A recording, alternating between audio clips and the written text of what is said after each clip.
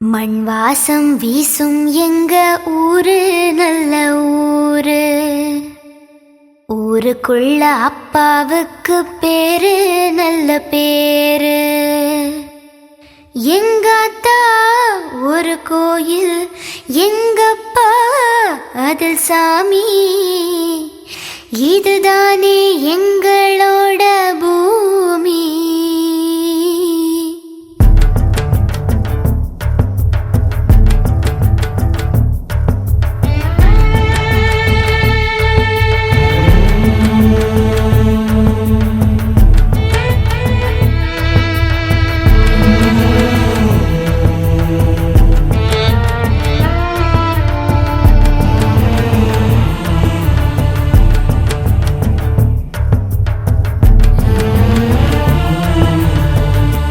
வாசம் வீசும் எங்க ஊரு நல்ல ஊரு.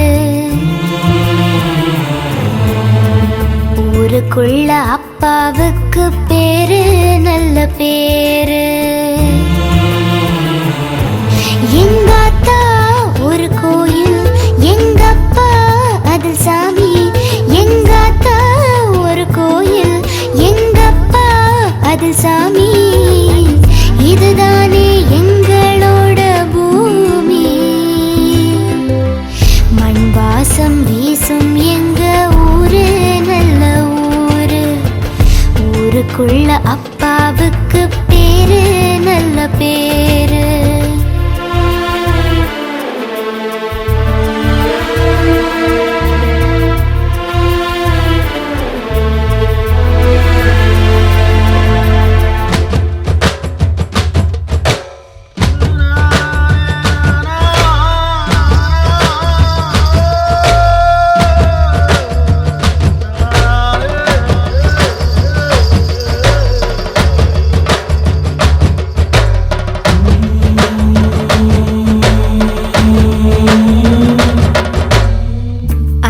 பேரு அண்ணன் தம்பி வாழும் இந்த வீடு.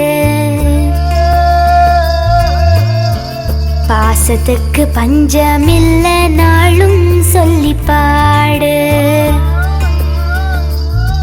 வெறும் காலில் நீங்க நடந்து எங்க உசிர தாங்கி சுமந்து. வெறும் காலில் நீங்க நடந்து எங்க உசிர தாங்கி சுமந்து. வாழும் இந்த காலம் பொற்காலம். மண் வாசம் வீசும் எங்க ஊரு நல்ல ஊரு. ஊருக்குள்ள அப்பாவுக்கு பேரு நல்ல பேரு.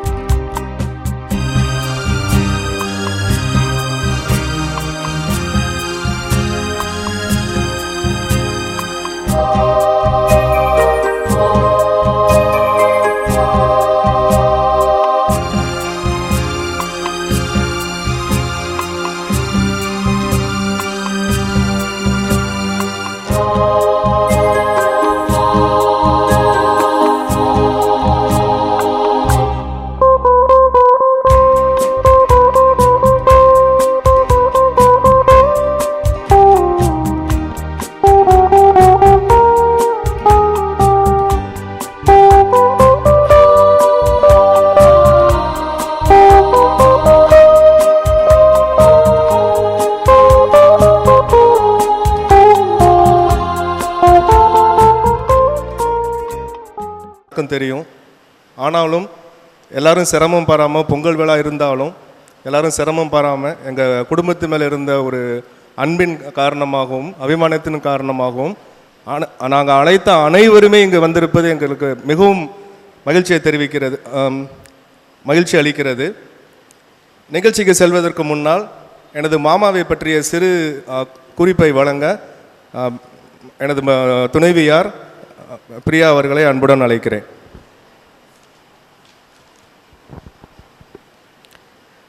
எங்கள் அப்பாவை பற்றின ஒரு சின்ன முன்னுரை.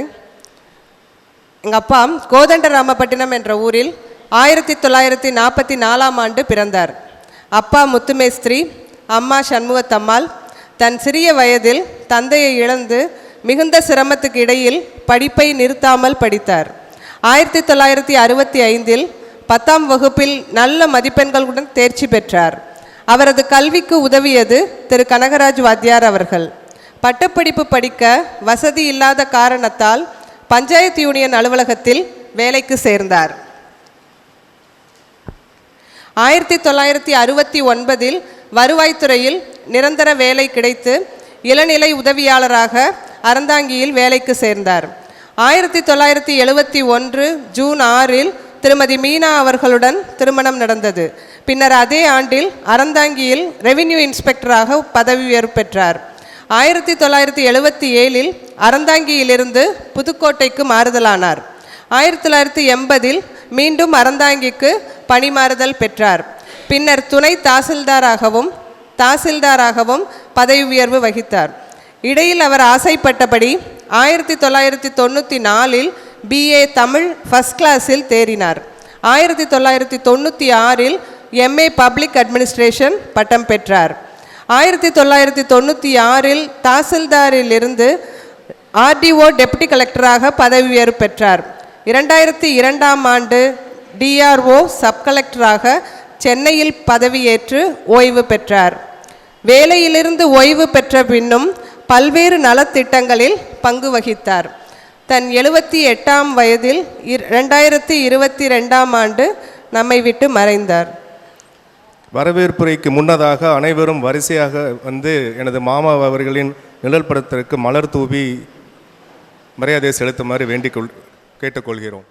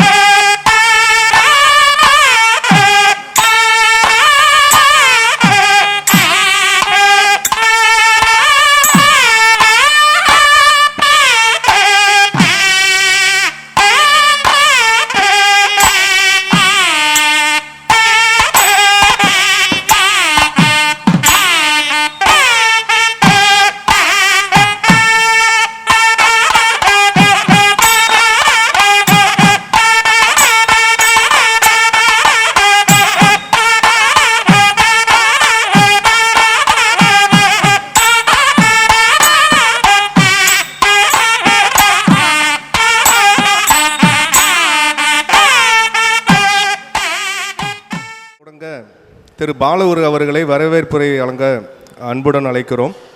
இந்த புத்தகத்தை முழுவதுமாக எழுதி முடித்தது பாலகுரு அவர்கள். அவர் ஏன் எழுதினார் அப்படின்றத பிரியா அவங்ககிட்ட ஷேர் பண்ணோம். எங்கள் அப்பா முகவை மு. நாராயணன்கிற பேரில் கவிதை, கதை மற்றும் துணுக்குகளை பத்திரிகைகளுக்கு எழுதி நிறைய பரிசு பெற்றுள்ளார். அவரது எழுத்து திறமை எனது அண்ணனுக்கும் உள்ளது. அவரும் முகநூலில் நிறைய கட்டுரைகளில் தமிழில் எழுதி வருகிறார். இப்போ எங்கள் அண்ணன் பாலகுரு வாழ்த்துரை வழங்குவார். எங்களின் அழைப்பை ஏற்று எங்கள் குடும்பத்தின் சார்பாக நடைபெறும் இந்த நூல் வெளியீட்டு விழாவில் வருகை தந்துள்ள அனைத்து உறவினர்களையும், எங்கள் அப்பாவின் நண்பர்களையும், எங்கள் நண்பர்களையும் வணங்கி வரவேற்கிறேன். மு. நாராயணன் எனும் நான் இந்த புத்தகம் உருவானதற்கான காரணத்தை பற்றி நான் பேசணும்னு நினைக்கிறேன்.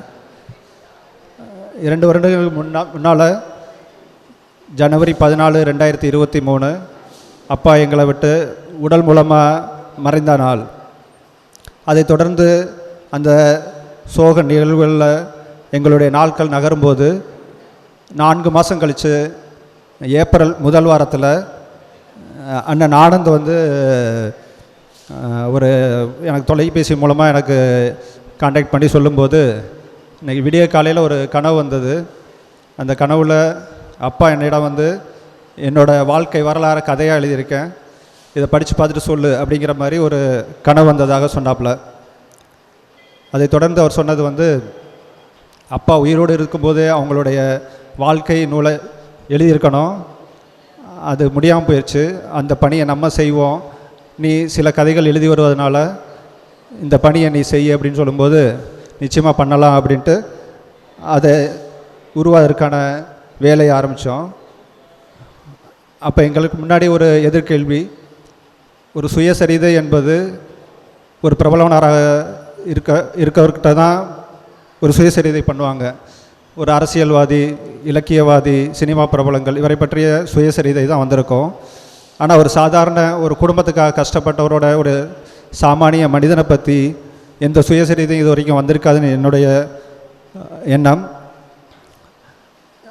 அப்பாவை பற்றி என்ன எழுதுவது அப்படிங்கிற ஒரு கேள்வி வரும்போது, ஒரு குடும்பத்துக்காக தன்னை கஷ்டப்படுத்தி வருத்தி கொண்டு அந்த குடும்பத்தின் முன்னேற்றத்திற்காக உழைத்த எந்த தந்தையும் தன் மகனுக்கு ஒரு பிரபலவனாகத்தான் இருக்க முடியும் என்பதனால இந்த புத்தகத்தை எழுதுவதில் எந்த தவறும் ஏதுமில்லை என நினைத்து இந்த புத்தக பணியை தொடங்கினேன். புத்தகத்தை தொடங்கும் போது எப்படி தொடங்கி எங்கே முடிப்பது அப்படிங்கிற ஒரு கேள்வி வரும்போது, முதல்ல நான் தொடர்பு கொண்டது அப்பாவுடைய சிறு வயது பள்ளி பருவத்தில் அவருக்காக துணை நின்ற மறைந்த கனகராஜ் ஆசிரியர் அவரின் குடும்பத்தினர்கள் தான். அவங்களுடைய மகள் ரேணுகாத்தை அவங்கக்கிட்ட நான் பேசும்போது, ஒரு சிறந்த பணியை நீங்கள் செய்கிறீங்க, நிச்சயமாக பண்ணணும், இது அப்பாவுக்கு ரொம்ப முக்கியமான ஒரு தருணம் அப்படின்னு சொல்லிவிட்டு அவங்க நாளைக்கு நான் உனக்கு ஒரு வாட்ஸ்அப்பில் ஒரு பதிவு பண்ணுறேன் அப்படின்னு சொல்லிவிட்டு எனக்கு அடுத்த நாள் அவங்க சொன்னது போல ஒரு 2 பக்கத்துக்கான பதிவை கொடுத்துருந்தாங்க. அதில் பார்த்திங்கன்னா அது படித்த உடனே எனக்கு கண்ணீர் வந்து விட்டது. என்னென்னா அதில் ரொம்ப நெகிழ்வான நினைவுகள் அவங்க சொல்லியிருந்தாங்க. எங்களுக்கே தெரியாத நினைவுகள். அப்பா வந்து நல்லா பாடுவாங்கலாம் சொல்லியிருந்தாங்க, அது எங்களுக்கு தெரியவே தெரியாது. அந்த மாதிரி நிறைய நினைவுகள் அவங்க சொல்லியிருந்தாங்க. அந்த நினைவுகள் தான் இந்த புத்தகத்தில் ஒரு அணிந்துரையாக வந்திருக்கு. அதே போல் அப்பாவோட வேலை பார்த்த அறந்தாங்கியை சேர்ந்த அப்பாவுடைய இளம் வயது நண்பர்கள் சிவகுருநாதன் சார் இங்கே வந்திருக்காங்க, ஜெயபால் சார்னு வந்திருக்காங்க, சண்முகசுந்தரம் சார் வந்திருக்காங்க. இவங்கெல்லாம் வந்து அப்பாவுடைய 25 வயதில் அவங்க கூட இருந்தவங்க. இவ்வளோ தூரம் அறந்தாங்கிலேருந்து புதுக்கோட்டையிலேருந்து வயசானாலும் அப்பாவுக்காக இங்கே வந்திருக்கிறது ரொம்ப மகிழ்ச்சி எங்களுக்கு. அவங்களுடைய நினைவுகள், அப்பா வந்து அப்போ வந்து வாலிபால் ரொம்ப விருப்பமான ஒரு ஸ்போர்ட்ஸ் அவங்களுக்கு. அவங்கெல்லாம் வாலிபால் எப்படி எங்கள் அறந்தாங்கி தாலுகா அலுவலகத்திலேயே அவங்க வந்து ஒரு மைதானம் அமைத்து வேலை முடிந்ததுக்கப்புறமா அது வந்து மாலை விளையாடுவோம். அதே மாதிரி எக்ஸல் தேட்டருக்கு முன்னாடி ஒரு 3 பேர் தங்குற மாதிரி ஒரு ரூமில் தான் எல்லோரும் அப்போல்லாம் தங்கியிருந்திருக்காங்க. அது மாதிரி நிறைய நினைவுகளை அவங்க எங்கிட்ட கொடுத்துருந்தாங்க. அதற்கு அடுத்ததாக மாதவன் மாமாக்கிட்ட பேசினேன். இது மாதிரி சோனைமுத்து பூசாரி அவங்களுடைய வாரிசான எங்கள் அப்பத்தா சண்முகத்தம்மாள் அவர்களுடைய தொடர்ந்து அவர்களுக்கான தம்பிகள் இந்த உறவு எப்படி வந்தது அப்படிங்கிறத பற்றி மாதவமாக எனக்கு விவரமாக சொன்னாங்க. அதற்கடுத்து பாரி நகரை சேர்ந்த பொன்துரை சார், வெள்ளச்சாமி சார் அவங்க வந்திருக்காங்க. அவங்க வந்து பாரி நகரில் அப்பாவுடைய அந்த நலப்பணிகளில் எப்படி அவங்களோட ஈடுபாடு இருந்தது அப்படிங்கிறத விவரமாக சொன்னாங்க. இன்னும் நிறைய பேர்கிட்ட என்னால் பேசியிருக்க முடியும். அது எதுவும் நம்ம பேசி அவங்களுக்கு எதுவும் தொந்தரவாகிடுமோ அப்படிங்கிற ஒரு சிந்தனையில் நிறைய தவிர்த்துட்டேன். இந்த நினைவுகள் நிறைய இருந்தது என்னிடம். அடுத்தது இதில் இந்த புத்தகத்தில் வந்து அம்மா கிட்ட சொன்னோம், இந்த மாதிரி இந்த புத்தகம் எழுத போகிறோம் அப்படின்னோடனே அவங்க எந்த தயக்கமும் இல்லாமல் கண்டிப்பாக செய்யுங்க. அப்பாவுக்கு வந்து புத்தகம் எழுதுவது, கவிதை எழுதுவது, கதை, சிறுகதை, இப்படி நிறைய அந்த எழுத்து மேலே அதிகமான பெரிய அப்பாவுக்கு உண்டு. 1980-90களில் பார்த்தீங்கன்னா அப்பா வந்து அலுவலகம் முடிச்சுட்டு வீட்டுக்கு வரும்போது எந்த நேரமும் கையில் ஒரு குமுதம், ஆனந்த விகடன், குங்குமம் இது போன்ற பல வார பத்திரிகைகள் எந்த நேரம் கையில் இருக்கும். அது வந்து எந்த நேரமும் அலுவலக நேரம் தவிர மற்ற நேரங்கள் அவங்க வந்து புக்கு படிப்பது தான் அவங்களோட பணியாக இருந்தது. இப்படி நிறைய அம்மா வந்து சொன்னது அவங்களோட திருமண வாழ்க்கை, அதாவது திருமணத்துக்கு முன்னாடி அப்புறம் திருமணத்துக்கு அப்புறமா அறந்தாங்கியில் நாங்கள் வாழ்ந்த வாழ்க்கையை பற்றி நிறைய தகவல்கள் சொன்னாங்க. இதை வந்து கண்டிப்பாக செய்யுங்க அப்படின்னாங்க. இப்படி நிறைய அனைவரும் அளித்த நினைவுகள் எங்ககிட்ட குவியலாக வந்து குமிஞ்சிருந்தது. நிறைய என்னை சுற்றி நிறையா இருந்தது. அந்த டயத்தில் திடீர்னு அக்டோபர் 26, 2023 அம்மா தவறுறாங்க. அம்மா தவறும்போது அது திடீர் இழப்பாக எங்களுக்கு இருந்தது. அந்த சோகத்தில் நாங்கள் மீண்டு வருவதற்கு காலத்தின் நகர்வு எங்களுக்கு துணையாக இருந்தது. அது தொடர்ந்து அப்பாவுடைய அந்த எழுத்தில் அப்பாவுடைய பயணம், குடும்ப பயணம்னு பார்த்திங்கன்னா கேஆர் பட்டணத்தில் ஆரம்பித்து காமாட்சிபுரத்துக்குடைய பிணைப்பு, அந்த காமாட்சிபுரத்துக்கு பிணைப்புக்கு அடுத்து கல்வி பயிலும்போது அவருக்கு கொடுத்த ஒத்துழைப்பு, கனகராஜ் ஆசிரியர் அவர்களுடைய ஒத்துழைப்பு, அதற்கு அடுத்து புதுக்கோட்டை மாவட்டம் அறந்தாங்கியில் நாங்கள் இருக்கும்போது இங்கே வந்திருக்கா அப்படின்னு தெரியல, சொக்கலிங்கம் நாச்சியப்பன் அவங்களுடைய அப்பா கோட்டையூர் அருணாச்சலம் செட்டியார் அவங்க வந்து அடிக்கடி அறந்தாங்கி வருவாங்க, அப்பா பார்க்குறதுக்காக வருவாங்க அலுவலக சம்மந்தப்பட்ட பணிக்காக. அப்போ அவங்க வந்து நாங்கள் வந்து பள்ளி படிப்பை முடிக்கிற தருவாயில் இருந்தோம். அந்த டயத்தில் அவங்க வந்து அறந்தாங்கியோட நீங்கள் கோட்டையூர் வாங்க, கல்விக்கு வந்து அறந்தாங்கியோட கோட்டையூர் நல்ல பகுதியாக இருக்கும், காரைக்குடி பகுதி நல்லாயிருக்கும் அப்படின்னு சொல்லி அவங்க தான் கோட்டையூரில் ஸ்ரீராம் நகரில் வீடு வாடகைக்கு பிடிச்சி எங்களுக்கு ஒரு வாழ்க்கை பயணத்தில் ஒரு முன்னேற்ற பாதையை கொடுக்கறதுக்கான பாதையை காமிச்சாங்க. அதுக்கடுத்து பாரிநகர், அங்கேருந்து பாரிநகர் வந்தோம். அப்பாவுடைய ஓய்வுக்கு அப்புறம் அப்பா வந்து அலுவலக பணியில் ஓடிக்கிட்டே இருந்திருக்காங்க. ஆனால் ஓய்வுக்கு அப்புறமும் அவங்க வீட்டில் இல்லை, அப்போவும் அந்த ஓடிக்கிட்டே இருக்கிற ஒரு மனநிலையில் தான் இருந்தாங்க, எந்த நேரமும் சுறுசுறுப்பாக இருக்கிறது. அதே மாதிரி பாரிநகர் அப்போ தான் தொடங்க ஒரு வளர்ச்சி அடையும் நேரம் அது. அந்த நேரத்தில் பாரிநகரை சேர்ந்த ஒரு குழுக்களாக அப்பாவும் அந்த குழுக்களில் இணைந்து நிறைய நலப்பணிகளை செஞ்சுருக்காங்க. இது தவிர தனிப்பட்ட முறையில் அப்பா வந்து ஒரு அகிசா ட்ரஸ்ட் அப்படின்னு ஒன்று ஆரம்பித்தாங்க. அதன் மூலமாக காரைக்குடி சுற்றுவட்டார பகுதியில் சேர்ந்த சிறு கிராமங்கள், சுகாதாரம், அது போன்ற பணிகளில் நிறைய அவங்க வந்து நலப்பணிகளை செஞ்சுருக்காங்க. இது எல்லாவற்றையோட ஒரு உச்சமான பணியாக நாங்கள் பார்க்குறது இந்த மண்டபத்துக்கு எதிரே அமைந்திருக்கும் அழகப்பர் சிலை. இது வந்து 2011ஆவது ஆண்டில் பாரிநகரில் இருக்கிற ஒரு குழுக்களாக சேர்ந்து இந்த அழகப்பர் சிலைக்கு கல்வி தந்தை அழகப்பர் செட்டியார் அவருக்கு இங்கே நம்ம பாரிநகருக்கு முன்னாடி அழகப்பா கல்லூரி சாலையில் ஒரு சிலை அமைப்போம் அப்படின்னு முடிவு செஞ்சு அந்த குழுக்கு தலைவராக அப்பா நியமிக்கப்படுறாங்க. அதில் குழுக்கு உறுப்பினர்கள்லாம் சேர்ந்து அதற்கான பணியை தொடங்கி 2011ஆம் ஆண்டு அழகப்பர் சிலை நிறைய இடையூறுகள் வந்தது, அதுக்கான அனுமதி கிடைக்கல, இடம் தேர்வு செய்ய முடியல, இது போன்ற பல இடையூறுகளுக்கு அடுத்து அந்த ஒரு சிலை அமைக்கப்பட்டு திறக்கப்பட்டது. அந்த இடத்துல பார்த்தீங்கன்னா மற்றவங்களோட அப்பாவுக்கு ஒரு நெகிழ்வான தருணமாக இருந்திருக்கும். ஏன்னா 1965 அப்பா பள்ளி கல்வி முடித்ததுக்கப்புறம் அவங்க வந்து காரைக்குடி வந்து அழகப்பா கல்லூரியில் பட்டப்படிப்பு படிக்கணும் அப்படிங்கிற ஒரு ஆசையில் வந்தாங்க. ஆனால் போதிய வழிகாட்டுதல், ஒத்துழைப்பு இல்லாதனால அவங்களால வறுமையின் காரணமாக இங்கே வந்து அழகப்பா கல்லூரியில் படிக்க முடியாமல் திரும்பி ஊருக்கே போயிட்டாங்க. ஊருக்கு போயிட்டு அதுக்கப்புறம் பஞ்சாயத்து யூனியனில் டெம்பரரியாக வேலைக்கு சேர்ந்து அப்புறம் தான் அவங்க வருவாய்த்துறையில் சேர்ந்தாங்க. அப்படி 65 சேர முடியாத ஒரு அழகப்பா கல்லூரி நிறுவனத்தில் சேர முடியாமல் இருந்தவங்க 2011 அவங்க சேர முடியாத அந்த அழகப்பா கல்லூரி நிறுவனருக்கு ஒரு சிலை அமைக்கும் பணியில் தலைவராக இருந்தாங்க அப்படிங்கிறது எங்களுக்கு மிகப்பெரிய பெருமை. இப்படி இந்த நினைவுகள் எல்லாத்தையும் ஒரு புத்தகமாக எழுதியாச்சு, நிறையா எழுதிட்டேன். ஒரு 80-90 பக்கத்துக்கான நினைவுகளை குவியலாக எழுதி இதை எப்படி தொகுத்து எப்படி வெளியிடுவது அப்படிங்கிற கேள்வி வரும்போது என்னுடைய நண்பன், கல்லூரி கால நண்பன் அறிவழகன், அவனை தொடர்பு கண்டேன். அவன் வந்து எனக்கு அனுப்பிவிட, நான் வந்து பார்த்துட்டு எப்படி இருக்குன்னு சொல்கிறேன் அப்படின்னோட அவனுக்கு அனுப்பிவிட்டேன் அந்த ஒரு 80 பக்கத்துக்கான தொகுப்பை. அவன் பார்த்துட்டு நிச்சயமாக அது பண்ணலாம், நல்ல ஒரு உற்சாகமான ஒரு பணி இது வந்து நம்ம வெளியிடுவோம் அப்படின்ட்டு அதை தொகுத்து அதில் இருக்க சில தவறுகளை சரி செய்து ஒரு புத்தகமாக அச்சிட்டு அவர் வந்து இரவு பகல் பார்க்காம அதற்கான அதை சரிபார்த்து ஒரு அச்சிட்டு அந்த பணியை முடித்தார். இதற்கடுத்து இந்த விழாவுக்கு அப்பாவோட நெருங்கிய பயணத்தோர்களை அழைப்போம் அப்படின்னு முடிவெடுக்கும் போது நான் சில அண்ணன் ஆனந்த் சிலரிடம் பேசினாப்புல அவங்கள வரவேற்பதற்காக. நான் சிலரிடம் பேசினேன். அப்படி பேசினதில் கேசவ மாமாக்கிட்ட பேசினேன்.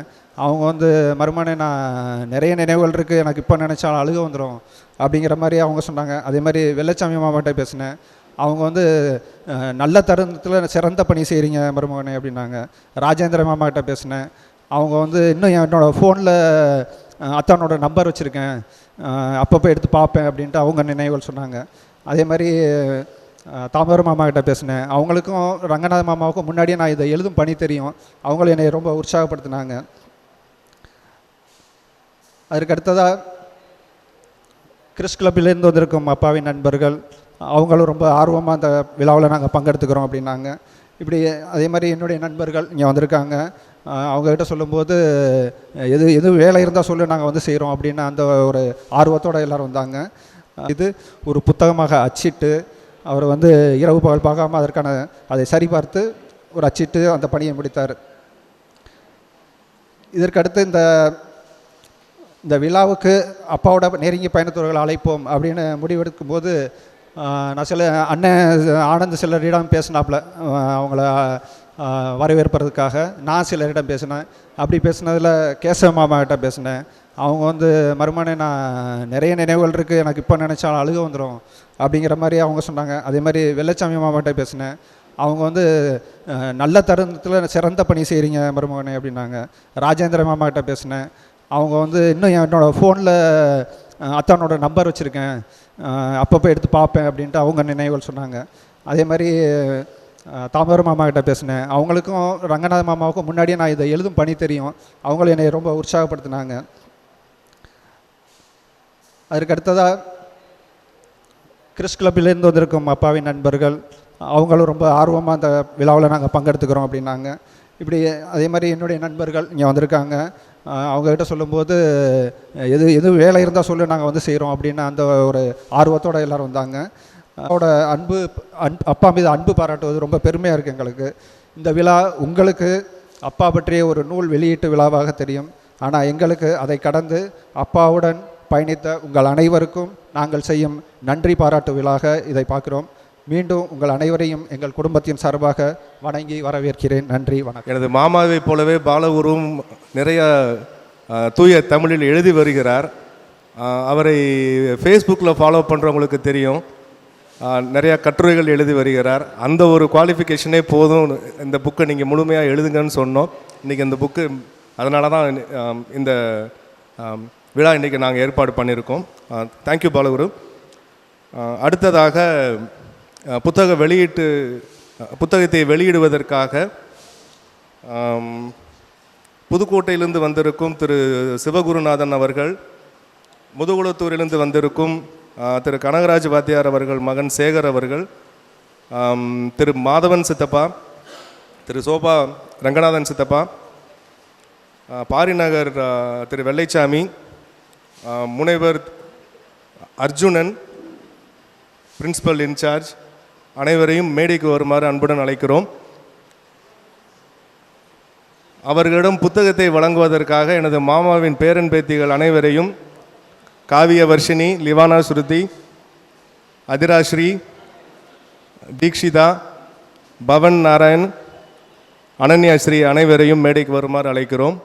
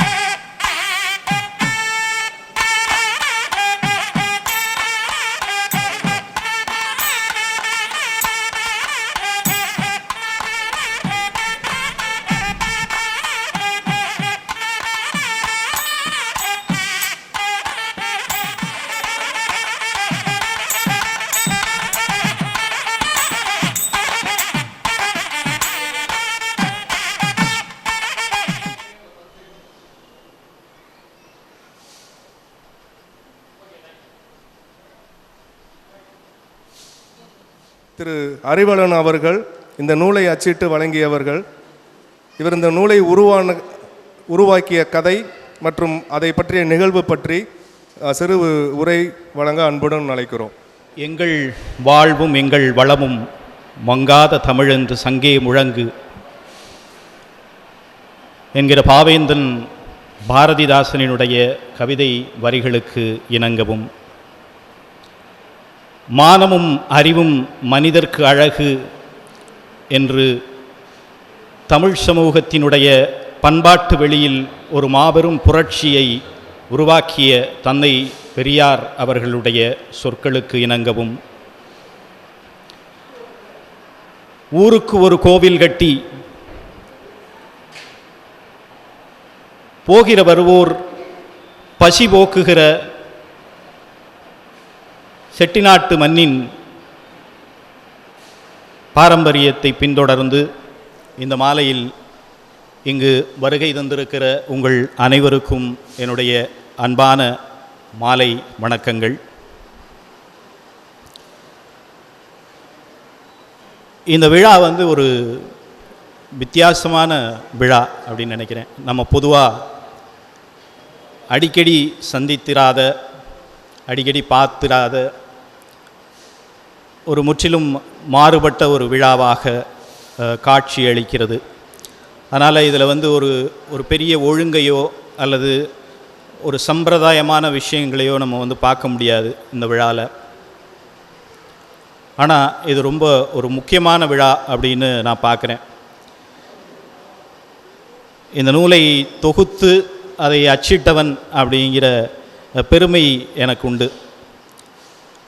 நாங்கள் எல்லாரும் பாலா கல்லூரி நண்பர்கள்.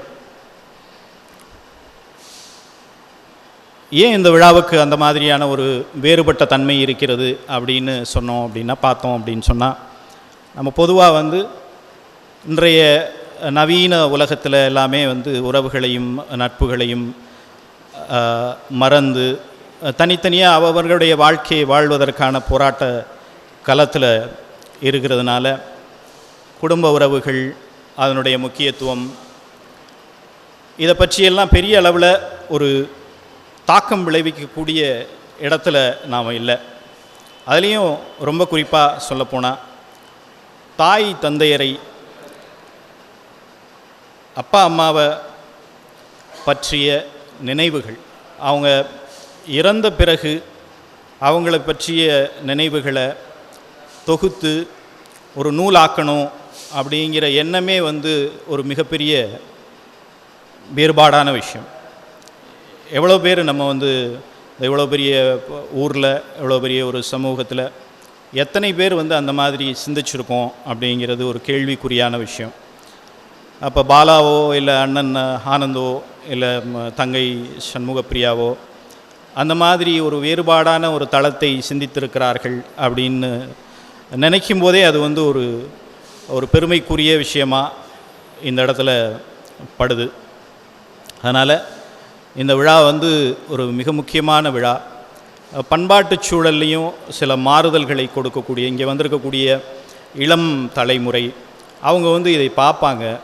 நிச்சயமாக அவங்களுக்குள்ள ஒரு தாக்கம் ஏற்படும்.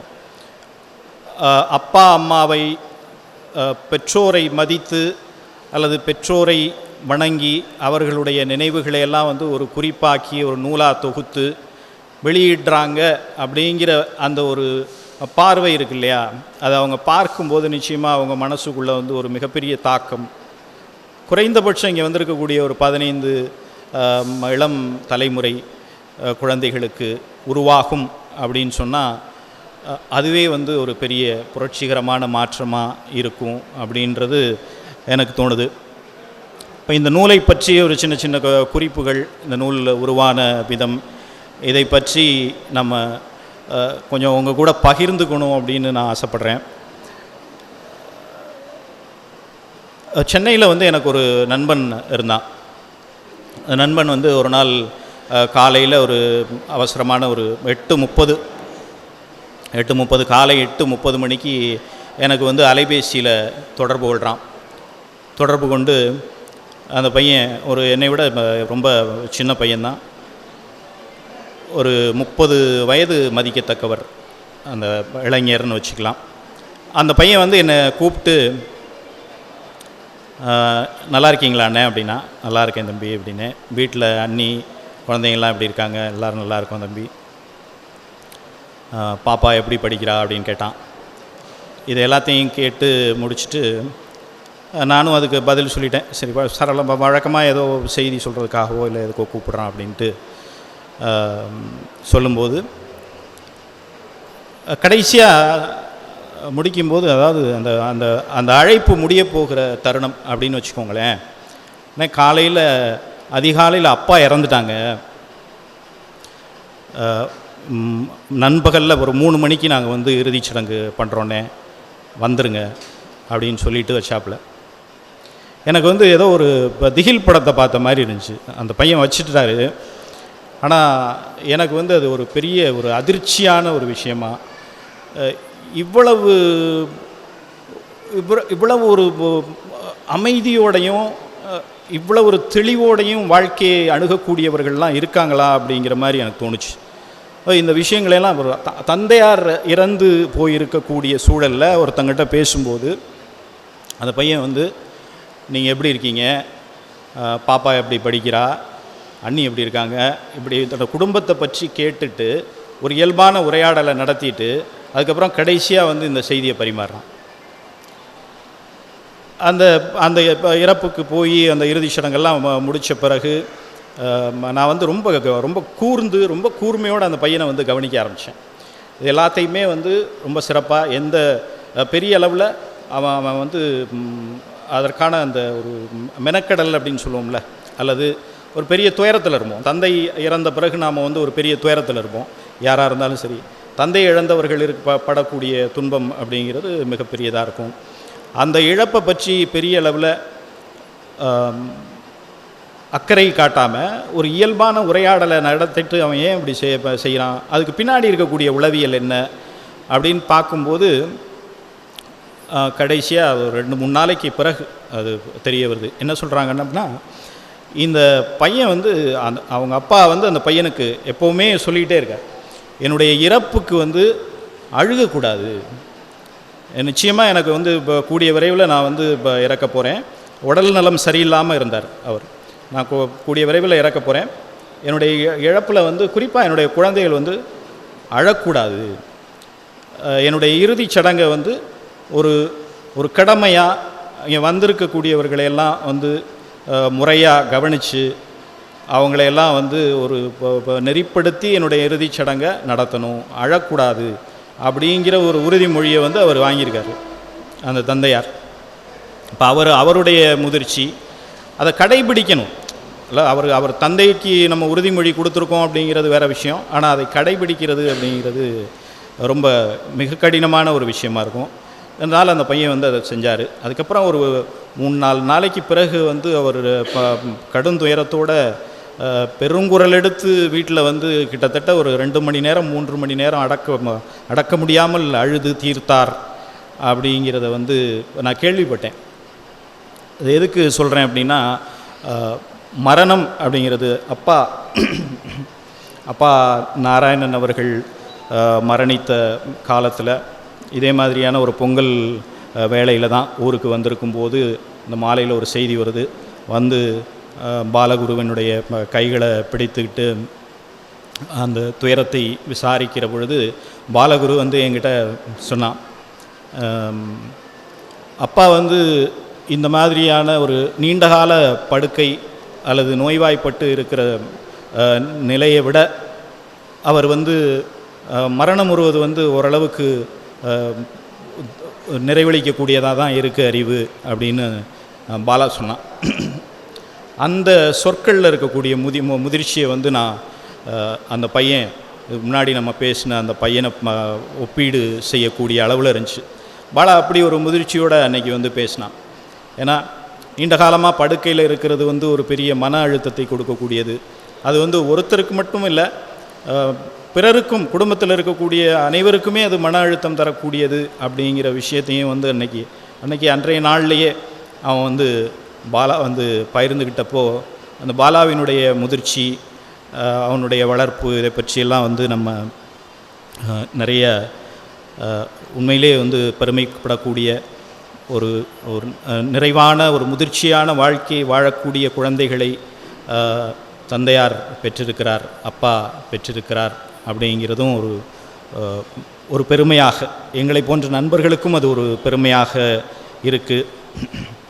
இப்போ இந்த புத்தகத்தை வந்து நம்ம வடிவமைக்கணும் அப்படிங்கிறது ஏறத்தாழ ஒரு ஆண்டுகள் 1.5 ஆண்டுகளுக்கு முன்னாடியே பாலா திட்டமிட்ட விஷயந்தான்.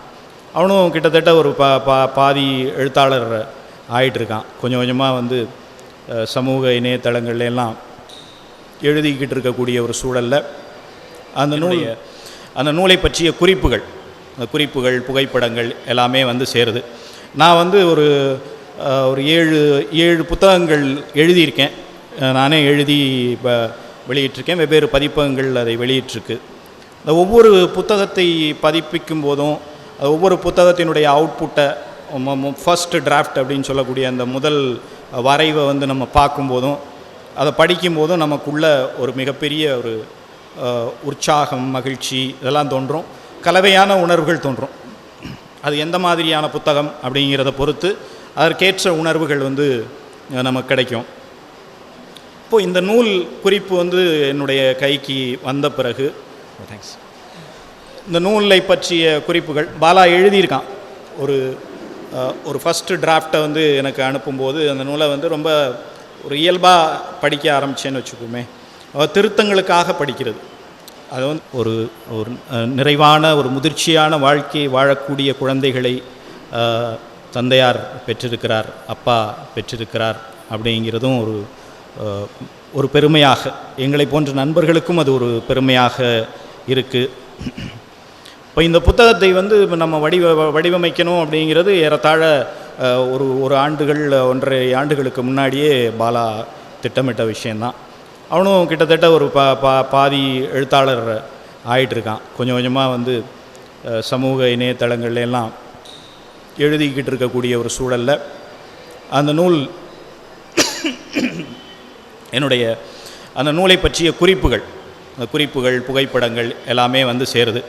நான் வந்து ஒரு 7 புத்தகங்கள் எழுதியிருக்கேன். நானே எழுதி வெளியிட்டிருக்கேன். வெவ்வேறு பதிப்பகங்கள் அதை வெளியிட்டிருக்கு. இந்த ஒவ்வொரு புத்தகத்தை பதிப்பிக்கும் போதும், ஒவ்வொரு புத்தகத்தினுடைய அவுட்புட்டை, ஃபர்ஸ்ட் டிராஃப்ட் அப்படின்னு சொல்லக்கூடிய அந்த முதல் வரைவை வந்து நம்ம பார்க்கும்போதும், அதை படிக்கும்போதும் நமக்குள்ள ஒரு மிகப்பெரிய ஒரு உற்சாகம், மகிழ்ச்சி இதெல்லாம் தோன்றும். கலவையான உணர்வுகள் தோன்றும். அது எந்த மாதிரியான புத்தகம் அப்படிங்கிறத பொறுத்து அதற்கேற்ற உணர்வுகள் வந்து நமக்கு கிடைக்கும். இப்போது இந்த நூல் குறிப்பு வந்து என்னுடைய கைக்கு வந்த பிறகு, தேங்க்ஸ், இந்த நூலை பற்றிய குறிப்புகள் பாலா எழுதியிருக்கான். ஒரு ஃபஸ்ட்டு டிராஃப்டை வந்து எனக்கு அனுப்பும்போது அந்த நூலை வந்து ரொம்ப ஒரு இயல்பாக படிக்க ஆரம்பித்தேன்னு வச்சுக்கோமே. திருத்தங்களுக்காக படிக்கிறது. அது வந்து படிக்கும்போது அந்த கோர்வையாக அந்த வாழ்க்கையினுடைய போக்கு, ஒரு மனித வாழ்க்கையினுடைய போக்கை பற்றிய ஒரு புரிதல், இது எல்லாமே கிடைக்கிது. ஏறத்தாழ 80 அல்லது 90களில் இருக்கக்கூடிய பெரும்பாலான மனிதர்களுடைய வாழ்க்கையை ஒத்ததாகத்தான் இந்த அப்பாவுடைய வாழ்க்கை இருந்திருக்கிறது அப்படிங்கிறத வந்து நம்ம பார்க்குறோம். அதாவது இளம் வயதில் தந்தையை இழத்தல், அப்பாவை இழந்த பிறகு அந்த குடும்பத்தினுடைய நிலை, அதனுடைய அந்த status quo of the family அப்படின்னு சொல்லக்கூடிய அந்த இடம் வந்து எப்போவுமே ஒரு கேள்விக்குரியதாகவும் கவலைக்குரியதாகவும் எதிர்காலத்தை பற்றிய மிகப்பெரிய குழப்பத்திற்குள்ளும் ஆளாகக்கூடிய ஒரு குடும்பமாக எப்போவுமே தந்தையை இழக்கக்கூடிய, இளம் வயதில் இழக்கக்கூடிய குழந்தைகளுக்கு வந்து உருவாகும். இப்போ அப்படி ஒரு நிலை தான் வந்து அப்பாவுக்கு ஏற்படுது. அவர் வந்து இளம் வயதிலேயே தந்தையை இழந்து விடுகிறார். அவருக்கு விவரமறியாத வயதிலேயே வந்து தந்தையை இழந்து விடுகிறார். அதுக்கு பிறகு வந்து அம்மா 2 பெண் குழந்தைகளோடு சேர்ந்து அம்மா வந்து அந்த குடும்பத்தை எப்படி கரையேற்றுவது, மேலே கொண்டு வருவது அப்படிங்கிறதுக்கான எல்லா முயற்சிகள்லையும் அவங்க ஈடுபடுறாங்க. அந்த ஈடுபாட்டுக்கு பிறகு கல்விக்காக வெளியில் போகிறது, முதுகுளத்தூரில் போய் அங்கே படிக்கிறது, அங்கே வந்து விடுதியில் தங்கி படிக்கிறது.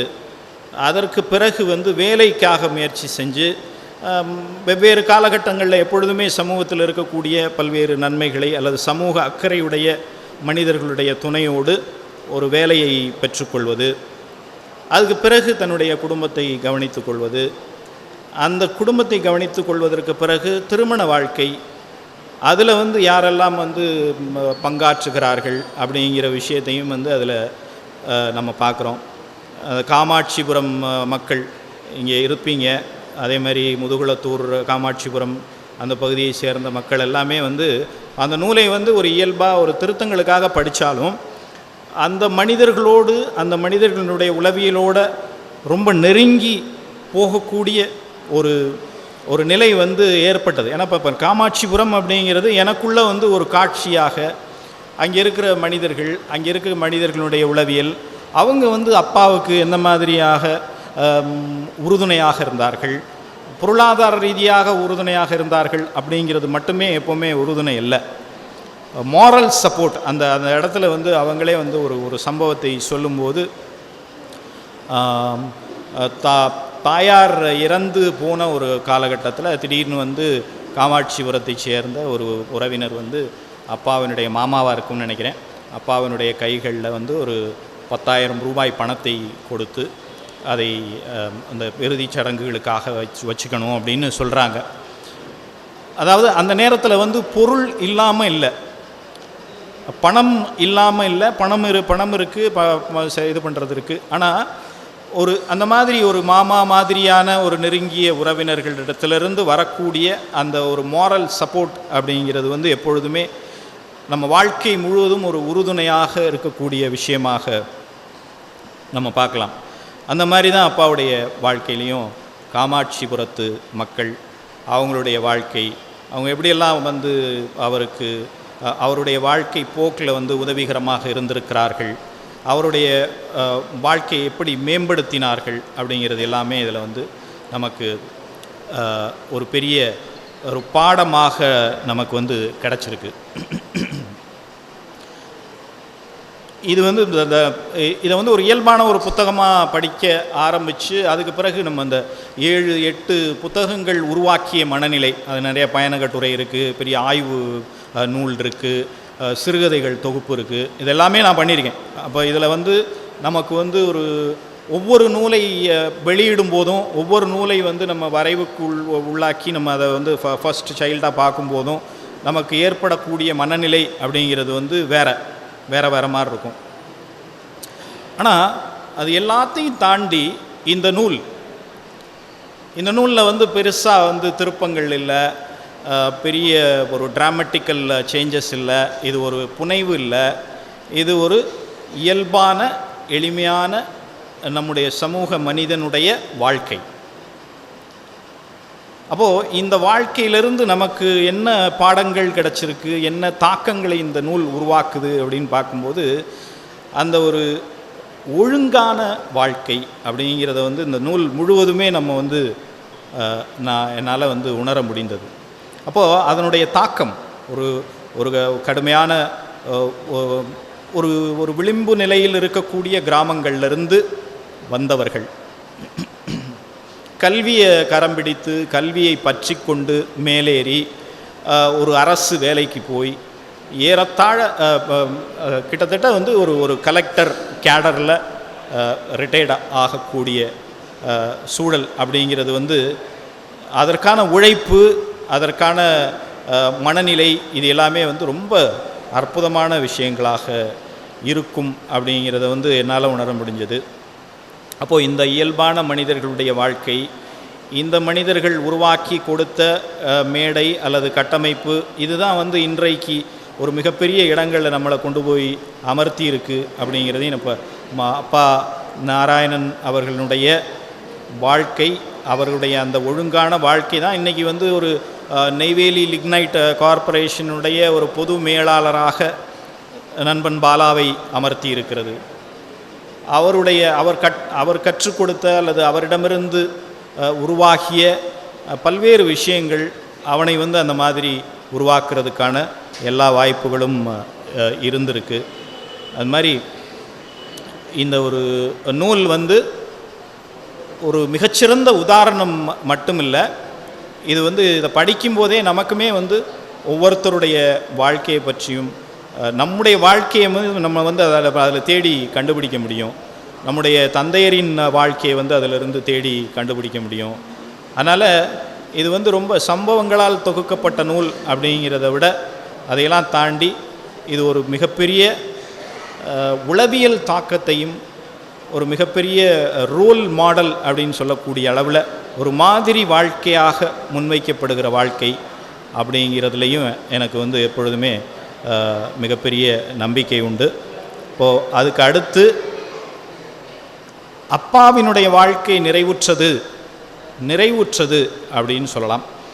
ஏன்னா அவர் வந்து எல்லா விஷயங்களையும் ஒரு கடமையாக நினைத்து செய்திருக்கிறார்.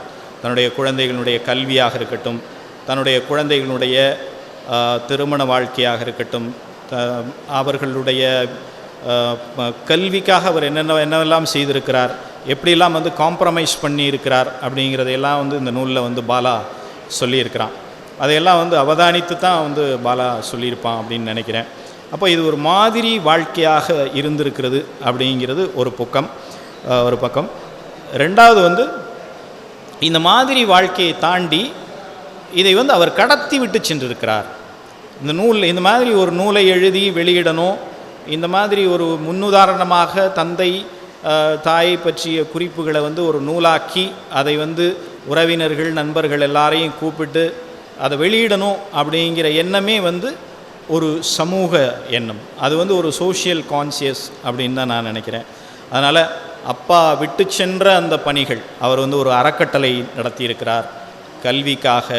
அதே மாதிரி ஒடுக்கப்பட்ட பிற்படுத்தப்பட்ட விளிம்பு நிலையில் இருக்கக்கூடிய மனிதர்களுக்காக நாம் வந்து ஏதாவது செய்யணும், அவங்களுடைய வாழ்க்கை தரத்தை மேம்படுத்துவதற்காக ஏதாவது செய்யணும் அப்படின்னு ஒரு அறக்கட்டளையை நடத்தியிருக்கிறார். அந்த அறக்கட்டளை விஷயங்களையும் இப்போ அண்ணனோ பாலாவோ தங்கச்சியோ எல்லாரும் சேர்ந்து நிச்சயமாக அதை வந்து திரும்ப கொண்டு வருவார்கள். அந்த அறக்கட்டளை விஷயத்தை மேலெடுத்து இந்த சமூகத்திற்காக ஏதாவது செய்வார்கள் அப்படிங்கிறது தான் அப்பாவுனுடைய வாழ்க்கையின் வெற்றி. இந்த தொடர்ச்சி தான் வந்து ஒரு மிகப்பெரிய ஒரு மாற்றமாக இருக்கும் அப்படிங்கிறது முக்கியமானது. இந்த விஷயங்களை தான் நான் உங்களோட பகிர்ந்துக்கணும் அப்படின்னு ஆசைப்பட்டேன். அதனால் இந்த நூல் வெளியீட்டு விழாவில் கலந்து கொண்டு இங்கே வந்திருக்கக்கூடிய அனைத்து சொந்தங்களுக்கும் நன்றி கூறி இந்த வாய்ப்புக்கு நன்றி கூறி விடைபெறுகிறேன். நன்றி, வணக்கம். அடுத்ததாக மாமாவை பற்றி பேச முதுகுளத்தூர் கனகராஜ் வாத்தியார் அவர்களின் மகன் திரு சேகர் அவர்களை மேடைக்கு அன்புடன் அழைக்கிறோம். நான் முதுகுளத்தூர்லேருந்து வர்றேன். விழாவின் நாயகன் திரு நாராயணன் அவர்கள் எனக்கு தந்தை வழியில் மாமா உறவுமுறை வருது. ஆனாலும் கூட சின்ன பிள்ளையிலேருந்தே அண்ணனேன்னு கூப்பிட்டுவோம். இது ஆனால் உண்மையான உறவுமுறை மாமா முறை. அவங்க எங்கள் வீட்டில் அப்பா அம்மாவுக்கு முதலே தெரிஞ்ச உறவாக இருந்தாலும் கூட எங்களுக்கு பழக்கமானது அவங்க வேலைக்காக முதுகுளத்தூருக்கு வந்த பிறகு தான். வருவாய்த்துறையில் வேலைக்கு அவங்க சேர்றதுக்கு முன்னால் ஒரு 3 வருஷமோ 4 வருஷமோ ஞாபகம் இல்லை. நாங்கள் இப்போ சின்ன பிள்ளையாக இருந்தோம், 2வது 3வது படிச்சுக்கிட்டு இருந்தேன்னு நினைக்கிறேன். அவங்க இந்த முதுகுளத்தூர் பஞ்சாயத்து யூனியன் ஆஃபீஸில் எம்ப்ளாய்மெண்ட் ஆஃபீஸ் மூலமாக கிளார்க்காக வேலை பார்த்தாங்க. வேலை பார்க்குற காலத்தில் எங்கள் வீட்டிலையே தங்கிட்டு அங்கேயே சாப்பிட்டுட்டு வேலைக்கு போயிட்டு வந்தாங்க. அதனால் எங்களுக்கு ரொம்ப நெருக்கமாக இருந்தாங்க. ஸ்கூலுக்கு போயிட்டு வந்த உடனே நாங்கள் அவங்ககிட்ட தான் இருப்போம், எப்படா ஆஃபீஸ்லேருந்து வருவாங்கன்னு பார்த்து. அந்த அளவுக்கு எங்கிட்ட நெருக்கமாக இருந்தாங்க. ரொம்ப பொழுதுபோக்கு அவங்ககிட்ட இருக்கிறதா எங்களுக்கு அவ்வளோ சந்தோஷமாக இருக்கும். ஏன்னா எங்களுக்கு கதை சொல்கிறது, சினிமா பார்த்துட்டு வந்து சினிமா பார்த்த மாதிரியே உணர்வு இருக்கும், அந்த அளவுக்கு பேசுவாங்க. அது மட்டும் இல்லாமல் பஞ்சாயத்து மூலமாக ஏதாவது நாடகம் போடணும்னா அவங்ககிட்ட தான் பொறுப்பு ஒப்படைப்பாங்க. அந்த நாடகத்துலேயும் எங்களை நடிக்க வச்சு எங்களையும் ஒரு நடிகர் ஆக்கினது அவங்க தான். எழுத்து திறமை, பேச்சு திறமை எல்லாம் உண்டு. அப்போ மாலைமுரசு பத்திரிக்கை ஜோக்கெல்லாம் எழுதி அனுப்புவாங்க. அப்போ 5 ரூபாய்ங்கிறது பெரிய விஷயம். மாலை இந்த ஜோக் சொன்னவருக்கு 5 ரூபாய்ன்னு வரும். அதை வாங்கி எங்களுக்கு ட்ரீட் கொடுப்பாங்க. அப்புறம் அதே மாதிரி பாடக்கூடிய திறமையும் இருந்துச்சு. அந்த காலத்தில் பிரபலமான சிதம்பரம் ஜெயராமன் குரலில் நல்லா பாடுவாங்க. அதை கேட்டுட்டு அந்த ஒரிஜினல் பாட்டை கேட்கும்போது ரொம்ப ஆச்சரியமாக இருக்கும். அதே மாதிரி இருக்கேன். பின்னால் அந்த மாதிரி பாட்டை நான் விரும்பினதுக்கு ஒரு இன்ஸ்பிரேஷனே அவங்க தான். அது மட்டும் இல்லாமல் கவிதை எழுதுறது எல்லா திறமை இருந்துச்சு. திரும்ப அதுக்கு பிறகு அவங்க சர்வீஸ் கமிஷன் மூலமாக வருவாய்த்துறைக்கு போய் பெரிய பதவிக்கு வந்தாங்க. அப்படி வந்த காலத்தில் கூட என் ரொம்ப உதவியாக இருந்தாங்க. நான் ஊட்டியில் விஏவாக இருக்கும்போது ஜாயின் பண்ண புதுசில் சில சூழ்நிலையாக உடனே வந்துட்டேன். திரும்ப போகிறதுக்கு யோசிச்சுக்கிட்டு இருக்கும்போது அப்புறம் அப்பா வந்து இவங்களை தான் தேர்ந்தெடுத்தாங்க. சரி நீ கூட்டிகிட்டு போப்பா அப்படின்னாங்க. அப்புறம் நான் அறந்தாங்கி போய் அப்புறம் அவளை கூட்டிகிட்டு போனேன். அங்கே போன உடனே இவங்க வருவாய்த்துறை வேலை பார்த்த மட்டும் இல்லாமல் சங்கத்துலேயும் முக்கியமான ஆள் இருந்தனால அங்கே பெரிய மரியாதை கிடச்சிச்சு. அதன் மூலமாக நானும் ரொம்ப வருஷம் அங்கே வேலை பார்த்தேன். இப்படிலாம் ஒரு சிறப்புக்குரியவங்க அவங்க இருக்கும்போது இந்த நூல் வெளியிருந்தால் இன்னும் நல்லா இருந்திருக்கும். ரொம்ப மகிழ்ச்சியாக இருக்குது. அதுக்கு மேலே என்ன பேசுகிறதுன்னு தெரியல. அந்த நினைவு நாளில் என்னையும் கலந்து கொள்ள வச்சு இந்த புத்தக வெளியிட்டு அழைத்ததுக்கு அந்த குடும்பத்தாருக்கு என்னுடைய நன்றி தெரிவித்தேன். அடுத்ததாக அறந்தாங்கியிலிருந்து வந்திருக்கும் அப்பாவின் ஆரம்பகால நண்பர் திரு ஜெயபால் அவர்களை ஓரிரு வார்த்தைகள் பேசுமாறு மேடைக்கு அழைக்கிறோம். இங்கு வந்திருக்கும் அனைவருக்கும் என்னுடைய நன்றி. அண்ணன் சார்பாக எங்களுடைய இளமை காலங்களில் அண்ணன் வந்து தாலுகா ஆஃபீஸில் வேலை பார்த்துக்கிட்டு இருந்தாங்க. அப்போ நான் படிச்சுக்கிட்டு இருந்தேன். எங்கள் வீட்டுக்கு எதிர்த்தாப்பில் கிரவுண்டு போட்டு விளையாண்டுக்கிட்டு இருந்தாங்க. அப்புறம் அதன் மூலிமா அதில் கலந்துக்கிட்டு அண்ணன் மூலிமா ரெயின்போ கிளப்புன்னு சொல்லிட்டு ஒரு கிளப்பு ஆரம்பித்தாங்க, வாலிபால் கிளப்புன்னு சொல்லிட்டு. அது வந்து ஸ்டேட் லெவலில் பரவுற அளவுக்கு செஞ்சாங்க அவங்க. அறந்தாங்கில் நடைபெற மேட்சஸ்ல எல்லாம் அண்ணன் தான் செக்ரட்டரி. சமூகத்தினன்னு ஒருத்தர் இருந்தாங்க இங்கே, அவர் எட்வின் ஒருத்தர் இறந்து போயிட்டார். அவங்க ட்ரெஷராக இருந்தாங்க. ட்ரிபிள்ஸ் மேட்ச்னால் தமிழ்நாடு ஃபுல்லாக தெரியும். அதுவும் அறந்தாங்கில் விளையாடுற மேட்ச். அது காரணமே அண்ணன் தான். என்ன அதாவது ஸ்போர்ட்ஸை வந்து அறந்தாங்கில் வளர்த்தது முக்கியமான பங்கு வந்து அண்ணனுக்கு தான் உண்டு. அதே மாதிரி பாஸ்கெட் பால் அசோசியேஷனில் வந்து அண்ணன் தான் வாழ்நாள் லைஃப் மெம்பராக இருந்தாங்க. எனக்கெல்லாம் அதிகமான படிப்பு சம்மந்தமாக வேலை சம்மந்தமாக அப்பாயின்மெண்ட் கிடைக்கிறதுக்கெலாம் நிறைய உதவி பண்ணியிருக்காங்க. எல்லாருமே அறந்தாங்கில் வந்து அண்ணனுடைய தம்பின்னு தான் என்னை சொல்லுவாங்க. அந்தளவுக்கு நாங்கள் 2 பேரும் ஒன்றா இருப்போம். அப்புறம் இங்கே காரைக்குடிக்கு வந்த பிறகு அதிகமான கான்டாக்ட் இல்லை. அது வரைக்கும் குடும்பத்தில் ஒருத்தராக தான் நாங்கள் இருந்தோம். எல்லாருக்கும் நன்றி. நன்றி. அடுத்ததாக அப்பாவின் அன்புக்குரிய மகனும் பாரிநகரில் அவருக்கு உறுதுணையாக இருந்த திரு செல்வகுமார் அண்ணன் அவர்களை அன்புடன் அழைக்கிறோம். அப்பா அவர்களின் வாழ்க்கை வரலாறு சம்பந்தப்பட்ட நூல் வெளியீட்டு விழாவுக்கு வந்த அனைவருக்கும் எனது மாலை வணக்கம். எனது 20 ஆண்டு காலங்கள் அவருடன் தொடர்ந்து பணியாற்றக்கூடிய சில வாய்ப்புகள் எனக்கு அமைந்தது. நான் இராணுவ பணியாற்றி காரைக்குடி வரும்போது அரசு அலுவலகங்கள் என்றால் என்ன, வருவாய்த்துறை அலுவலகங்கள் என்ன, இங்கே உள்ள கல்வி நிலையங்களின் தரம், அதனுடைய உயர்வுகள், அதனுடைய விளக்கங்கள் பூராமே எனக்கு ஒவ்வொரு முறையும் எடுத்து கூறி எங்களுக்கு நல்ல வழிகாட்டியாக இருந்தார்.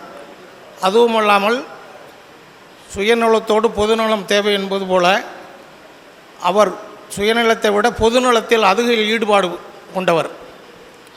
அதனால் அவர் எங்கு சென்றாலும் என்னை அழைத்து கொண்டு காங்கிரஸ் அலுவலகம், செக்ரட்டரியேட், கலெக்டர் அலுவலகங்கள், தாசில்தார் அலுவலகங்கள் எல்லா இடத்துக்கும் என்னை கூட்டி சென்று பல வழிகாட்டுதல்களை எனக்கெல்லாம் ஏற்படுத்தி கொடுத்தார்.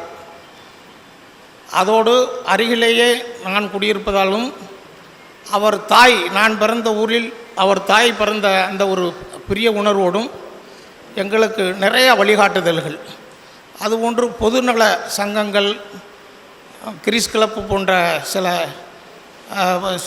பொதுநல அமைப்புகளுக்கும் என்னை கூட்டி சென்று அங்கே உருவாக்கி எல்லா விஷயங்களிலும் தெளிவுபடுத்தி வாழ்வதற்குள்ள சில வழிமுறைகளை ஏற்படுத்தி கொடுத்தவர். அதோடு அவர் செய்த சில விஷயங்களில் நானும் எங்களால் முடிந்த அளவு எங்கெங்கெல்லாம் என்னென்ன பண்ண முடியுமோ அதை செய்து கொண்டு தான் இருக்கிறோம். அதோடு முக்கியமாக இந்த நூல் வெளியீட்டை ஏற்படுத்தி தந்த மகன் தந்தை காற்றும் உதவியின் நன்றி என்பது போல தம்பிகள் இருவரும் இணைந்து இந்த புத்தக வெளியீட்டு விழா ஏற்பாடு பண்ணிய அவர்கள் இருவருக்கும் எனது மனமார்ந்த வாழ்த்துக்கள். நன்றி. அடுத்ததாக கிறிஷ் கிளப்னு ஒன்று இங்கே இருக்குது காரைக்குடியில். அதில் ஆரம்ப காலங்கள்லேருந்து மாமாவும் தன்னை வந்து அதில் இணைத்து கொண்டு இருந்திருக்கிறார்கள். அதை பற்றி பேசும்போது ரொம்ப பெருமையாக பேசுவாங்க எங்களோட. ஒரு 2 வருஷம் இருக்கும். அப்போ வந்து அதனுடைய இந்த மூத்த உறுப்பினர்களுக்காக மரியாதையை செலுத்துவதற்காக திரு அர்ஜுனன் அவர்கள் எனது மாமாவின் தொலைபேசியில் தொடர்பு கொண்டார். அப்பொழுது அவரது உடல்நிலை சரியில்லாமல் படுத்திருக்கிறார் என்று கேள்விப்பட்டவுடன் அனைவரும் வந்து அவர்களை பார்த்துவிட்டு பிறகு எனது அத்தையை அழைத்து கொண்டு அவர்களுக்கு அந்த சிறப்புகளை செய்து அனுப்பி வைத்தார்கள். அவர் இறந்த பொழுதும் அனைவரும் வந்து மரியாதை செலுத்தி விட்டு சென்றார்கள். அவருக்கு எப்பயுமே அந்த கிறிஷ் கிளப் வந்து ரொம்ப பிடிக்கும். It's very close to his heart. அதனால என்னவோ தெரியல, நாங்கள் சொன்ன உடனே அதிலிருந்து நாங்கள் ஒரு 40 உறுப்பினர்கள் இருக்கிறாங்க, நாங்கள் எல்லாருமே வரணும்னு ஆசைப்படுறோம் அப்படின்னு சொல்லி அதிலிருந்து வந்திருக்கிறாங்க. அதில் அதனுடைய தலைவர் திரு தனுஷ்கோடி அவர்களை மேடையில் பேசுமாறு அழைக்கிறேன். அவர் ஒரு ரிட்டையர்டு பிரின்சிபல் டயட் காளையாறு கோயில். Sir please.